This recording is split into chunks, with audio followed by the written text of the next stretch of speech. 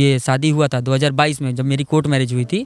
तो उस टाइम पे मेरे घर पे जब वो रहने के लिए आई थी शादी के बाद, पहले हमारी कोर्ट मैरिज हुई, फिर अरेंज मैरिज हुई सबके सामने, सामूहिक विवाह भी हुआ सबका, रिसेप्शन टाइप का आप बोल सकते हैं, जिसका पूरा खर्चा मैंने उठाया था। टोटल खर्चा मेरा था, शादी के बाद का जो भी खर्चा था पूरा मेरा खर्चा था, चाहे लड़की के साइड का पूरा खर्चा हो या मेरे साइड का। इवन जो घर से लड़की कुछ सामान लाती है, जो भी हो, सोफ़ा, वॉशिंग मशीन, बेड वगैरह। लोगों का सवाल है, लोग जानना चाहते हैं, जब आपकी पहली शादी हुई थी, कोर्ट मैरिज इनसे शादी हुई थी, इनका क्या नाम है? रेशमा से आपकी शादी हुई थी, तो फिर क्या कुछ ऐसा मामला आप दोनों के बीच में, क्या कुछ ऐसा हो जाता है कि आप दोनों के रिश्ते में दरार आती है? जो भी है सर, इसमें होता क्या है, जब ये मेरे घर आती हैं रहने के लिए, ये काफ़ी फैंसी और मॉडलिंग टाइप की हैं, और इनको सपोर्ट करने वाली इनकी मम्मी है और इनकी बहन है।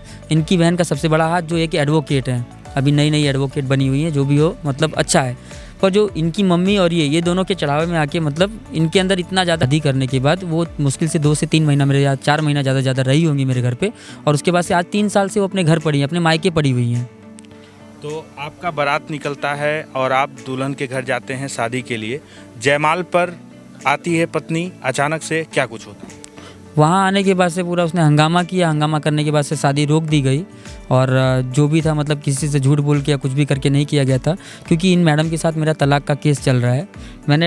ये मैडम आपकी पत्नी? हाँ, मैंने मतलब 30,000 मैसेज जाने के बाद से ये सब, खास करके ये देखिए, लव यू स्वीट हार्ट, ये का कहना ऐसा है, ना मैं तुम्हारे साथ रहूँगी ना तलाक दूंगी, तुम्हारी ज़िंदगी बर्बाद करूँगी, और 25 लाख रुपए चाहिए मुझे डिवोर्स के। 25 लाख का डिमांड है इनका, अगर मैं 25 लाख इनको देता हूँ तब जाके ये मुझे तलाक देंगी। शादी तो हो ही गई है, पति कुछ बोलेगा तो उन्होंने बहन की धमकी दे दी कि मेरी बहन एडवोकेट है, तेरे को केस में फंसाएगी, ये करेगी वो करेगी, तो उतना ज़्यादा दबाव इन पर डाल नहीं सकता। मेरे घर से जब मैं 2 महीना तुम्हारे घर रहूँगी, 2 महीना अपने घर रहूँगी, ऐसे सारे मैसेज है इसके। ये रहा।